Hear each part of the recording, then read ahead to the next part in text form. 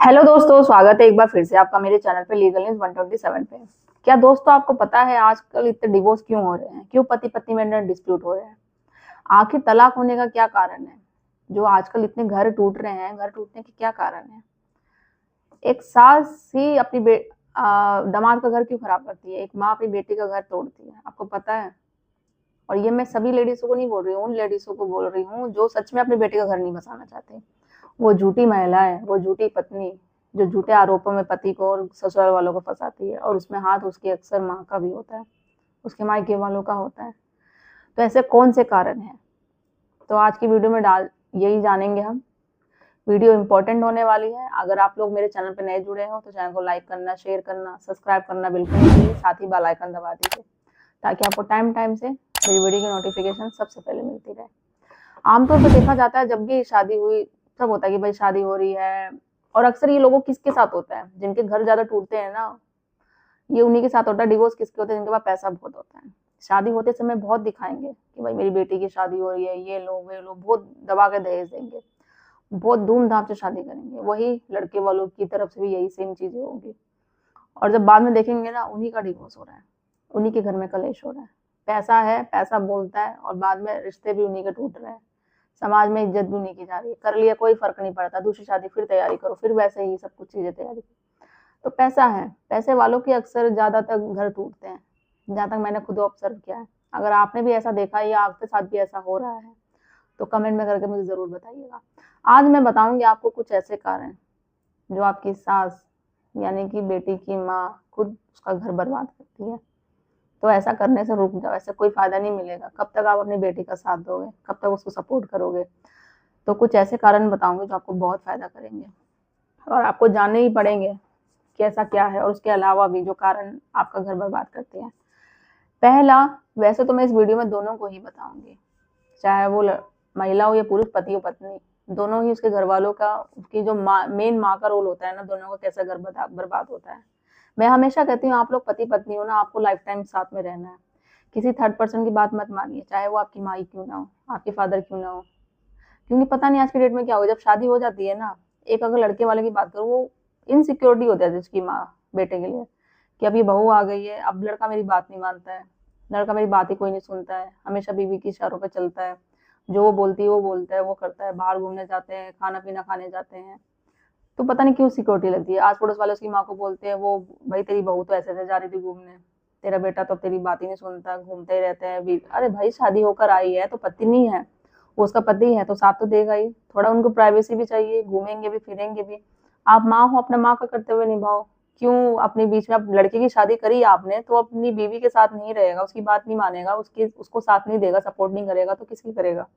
वो अपना बेटे का धर्म तो निभा ही रहा है, आपको तो किसी चीज की कमी नहीं कर रहा। तो क्यों इंटरफेयर कर रहे हो? अगर आपको इतना ही बुरा लग रहा था कि आपकी बहू आई है या शादी कर ली है, बेटा आप बहू का ख्याल रख रहा है, तो आप शादी ही मत करो।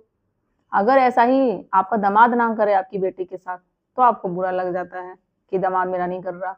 और अगर आपका दामाद अच्छा करता है आपकी बेटी के साथ, तो दामाद तो बहुत अच्छा है, मेरी बेटी का ख्याल रखता है, हर एक इच्छाएं पूरी करता है। अगर वही आपका बेटा आपकी बहू का रखता है, तो आपको बुरा लग जाता है। क्यों भाई? दामाद करे तो अच्छा, बेटा करे तो बुरा। तो ये चीज छोड़ो, ऐसा करने से घर बर्बाद होता है। तो अगर आप कोई भी लोग ये पति वीडियो देख रहे हो या सास कोई भी देख रहा हो, तो प्लीज ये सब करना करो, इससे घर बर्बादी होता है। इस वजह से ही तादाद बढ़े जा रहे हैं रिश्तों के टूटने की। अगर ऐसा आपको करना ही है तो शादी करो ही मत। दूसरा बताऊंगी जो लड़की वालों की तरफ से होता है, उनकी माँ का क्या रोल होता है घर तोड़ने में।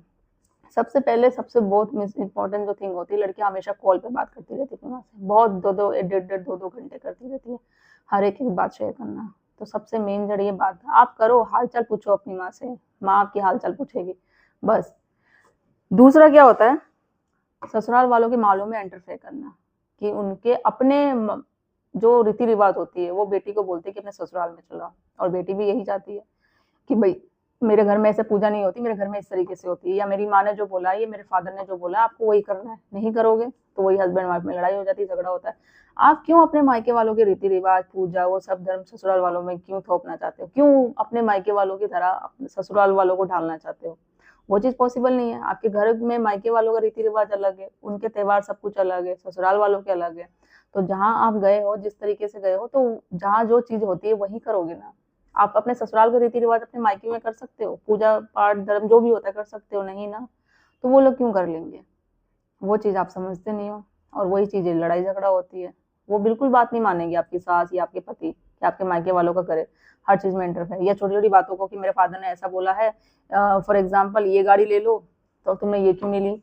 मेरे फादर की बात क्यों नहीं मानी? मेरी माँ ने ये कहा था, ये ऐसे नहीं करना, वैसे नहीं करना, तो वो कर लिया। तो ये चीज़ है घर टूटने का कारण। इसके अलावा क्या है कि माँ को क्या होती है कि बेटी की ससुराल की हर एक जानकारी रहती है। उसके ससुराल में क्या हो रहा है, क्या नहीं, कौन बीमार पड़ रहा है, क्या खाना बन रहा है, यहाँ तक कि सब चीज़ की नॉलेज होती है, और यही सबसे गलत बात होती है। और ये कौन देता है? वो बेटी, वो आपकी पत्नी, घर की बहू। तो उसको ये नहीं पता अपना घर वो खुद बर्बाद कर रही है। दूसरा, बेटी को वही हर जानकारी रखेगी तो ट्यूशन भी हर तरीके की देगी, ज्ञान भी भरपूर देगी कि तू ये मत कर, अच्छा वो काम मत कर, तेरी सास नहीं कर रही, तेरा पति ऐसे बोल रहा है, तेरी नंद नहीं करती, कुछ तू करती है, तुझे करना ही नहीं है, नंद को करने दे, सास को करने दे, मत सुन, जाके सो जा, ये कर ले, वो कर ले, पूरा ट्यूशन देना।